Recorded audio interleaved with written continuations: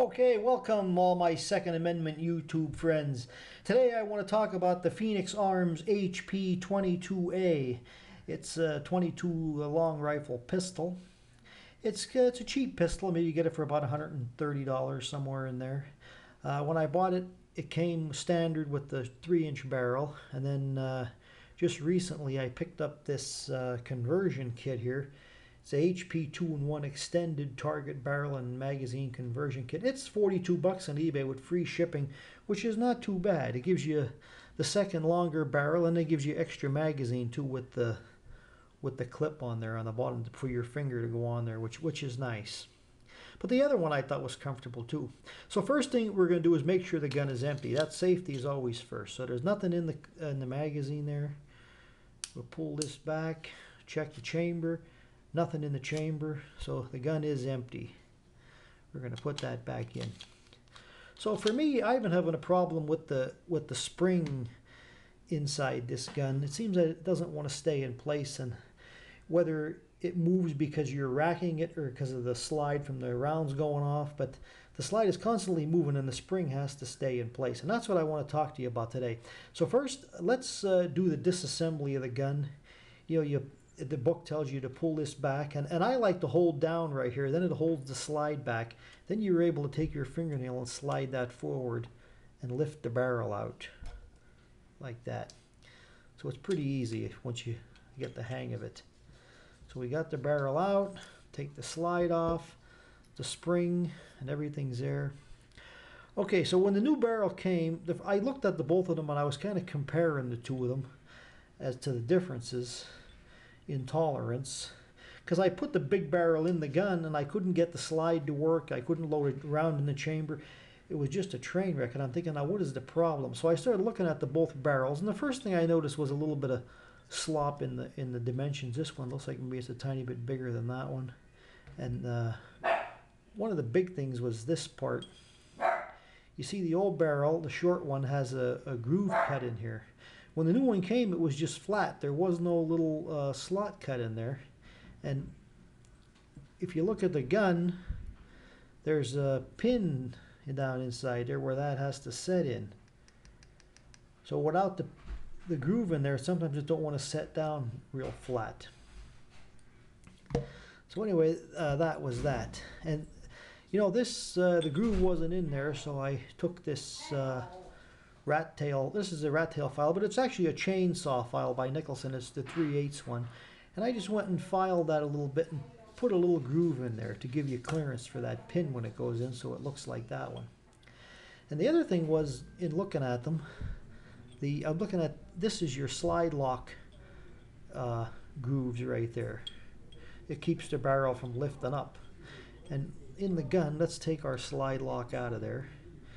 And I fit it into the old one here, in the original barrel, and it fit in there real nice. But when I went to put it in the new barrel, it would not go into those grooves. Yeah, it just stayed right there. It would not go in. So I took just a flat file and just kind of went over the top of it a little bit. On the top, a little bit on the bottom. And there was some burrs in there. Maybe it was a little bit fatter. That's one of the big problems about this gun. They haven't done anything as far as it's sort of like a rough casting. If you look close, you can see all these parts where they could have deburred it a little bit better. And you got a lot of this going on all parts of the gun. And sometimes it's stopping it from all going together smoothly. So I cleaned out I filed down the locking device, the locking pin there a little bit on the top and bottom. And this one here, if you have it takes kind of a thin file, but if you can go in there and just and clean that up, make sure there's no burrs in there, and you want to get your lock mechanism to slide in there nice and stay. Not stay, but just slide in real nice and easy. And let's do a test before we even do anything else with the gun. We're going to put the barrel back in like that, and then we put our slide back in there again. Actually, let's open it up here, put our slide in, So this is actually how you want to test it first. Once you file it a little bit and machine it, you want to test it to make sure this slides back and forth, that it goes into that groove. If it don't go into the groove like this, then it's going to be much more difficult once you get the spring and the slide on there to make it all fit. So you slide it forward and it engages those two fingers into this in these grooves in there, and holds the barrel from lifting up while it's firing. And another thing, so let's pull it forward and take it back off of there. Another thing is this on the lock itself. If you look in there, let me get my pointer here again. If you look in there close, see if I can grab this here. You can see that as you slide the thing in and out, you only got a very tiny bit of a locking pin to go into the barrel. And if you see this piece of steel right here, it actually hits against the cross member there.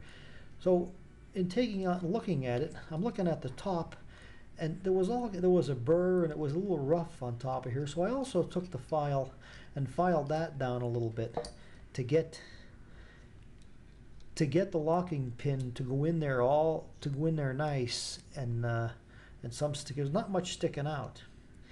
And the problem is, if you don't have a lot sticking out and it doesn't slide into that groove real nice on there, then every time when the gun fires and the slide goes back from the discharge of the round and doesn't engage in there tight, the barrel tends to want to lift just a tiny bit. And when it lifts, and even if you push it back down and this thing goes in, the spring in there has an opportunity to twist.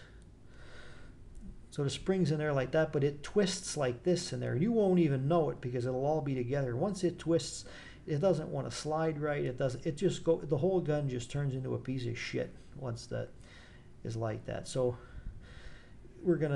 once again, we're gonna file the top here just a little bit to get any burrs or anything off. File the bottom, get the burrs off, and we're gonna file a little bit right on this surface right here. Right here just. And when you look at yours, you may see that like mine, it was a rough casting cut, and there was like a big burr on there and stuff. So I just filed it down. Now it fits in there nice. And also, if you look here in the front, you see this, when you push it, it doesn't go all the way back to the very end back here. It's kind of stuck. And this is the reason that it doesn't go back is, let me get it in camera here. It hits up against your locking mechanism. That's why by filing that off a little bit, you could even file a little bit more and get these fingers to stick out more and really engage into that locking slots on the barrel to make it lock in there nice. So there's one more thing I'm going to show before we start the reassembly again, is the slide itself. So with the slide on there, I always found it, you pull it back, but it was kind of stiff all the time. Because you know, if you don't pull the trigger back, when you rack it, you'll pull the trigger back yourself, and it's kind of difficult. So I like to pull the trigger back first, and then you can rack it a little easier like that. But to make it work a little better, there's a plate in the back here, and I've taken it and put a small chamfer on this plate right here to help it slide past the hammer a little better. Right on here. And even with the hammer pulled back, this little plate still has to rub it when you slide the slide back. So I even took the file and went over this just a tiny bit, just gave it a little bit more, like a little ramp for this plate to slide on when it comes back.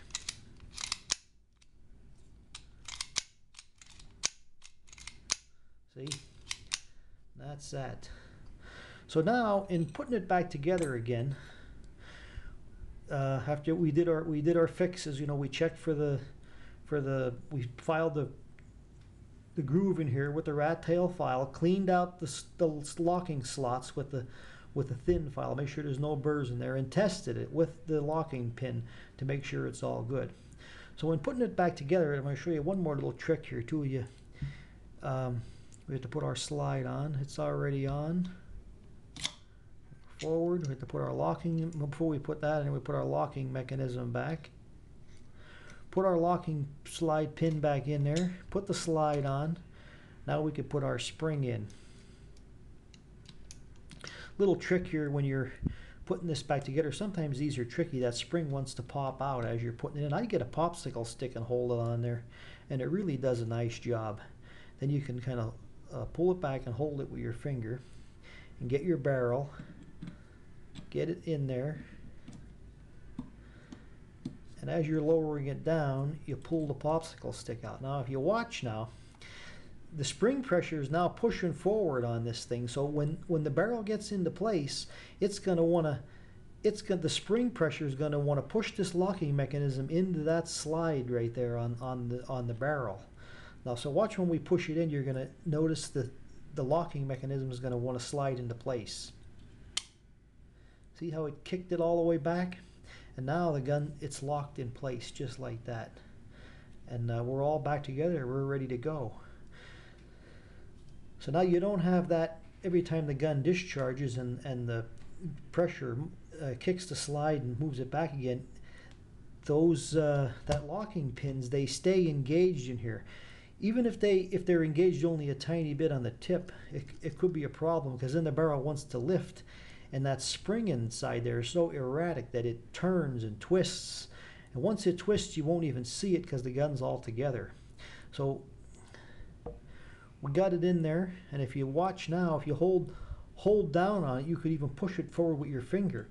And on most of these guns, you will not be able to do that unless you go in there and do the little bit of filing like you've seen in the video. And that's it, my friends.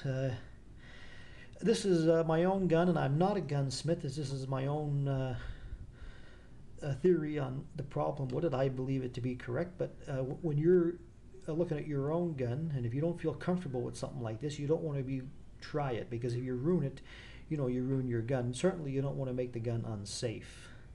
So you're doing it kind of at your own risk. But other than that, once you get it all filed up, you're ready to go. You can slide it back. Yeah, okay. There it is. That's it. I can't wait to take this out in the range and try it a couple times. Looks like it's going to be nice. Anyway, try that out if you're having the spring problem. If you have any questions, just send them to the YouTube video and I'll try to answer them for you. Good luck, my friends, and happy shooting.